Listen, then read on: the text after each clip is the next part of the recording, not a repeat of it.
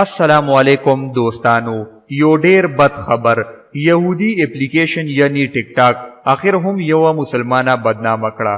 که غواړئ چې پوه شئ نو ویډیو تر اخره وګورئ او هم د دغه رنګې نورو نوې تازه معلوماتو دپاره زموږ چینل هم در سره سبسکرایب کړئ. د مشهور پاکستانی ټیک ټاک سټار د مناهل غیر اخلاقی او لوسی ویډیوګانې په سوشل میډیا باندې اپلوډ شوې. ټیک ټاک چې نن سبا ټولې دنیا کې په مشهور اپلیکیشن کې دی او ډیر زیات خلک یې کاروي. په دې اخرو وختونو کې ډیر زیات کسان په ټیک ټاک باندې مشهور شول چې د ټیک ټاک سټار هم ورته ویلې کیږي.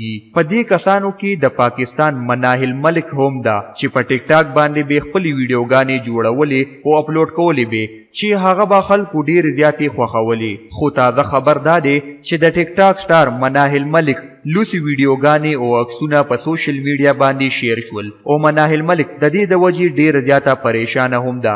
مناهل ملک په خپل لوسی ویډیوګانو او عکسونو باندې په خپل یو نوی ویډیو کې وویل چې د خپل عکسونو او ویډیوګانو لپاره ډیر زیاته خفه یم او ډیر زیاته پریشانه یم او هر وخت جاړم. خو ځینې خلک وایي چې مناهل ملک خودکشي کړي، خو دا خبره بالکل دروغ ده ځکه هغه ویډیو چې دا پکې ګولۍ خوري ډیره مخکینی ده او دا ویډیو په اول وختونو کې اپلوډ کړی شوی و او دا د لایک زیاتولو لپاره اپلوډ کړی شوی و.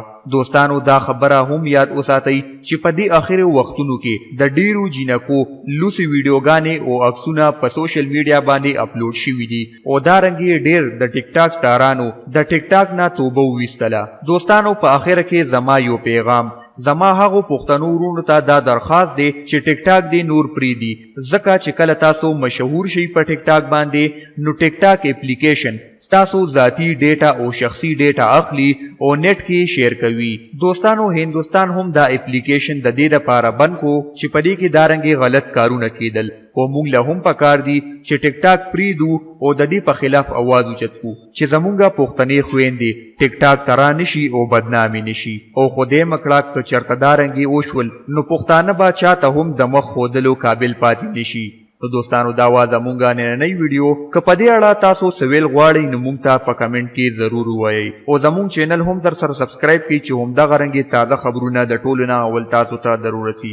راتلونکي ویډیو پورې زه تاسو نه اجازت غواړم. د الله په امان.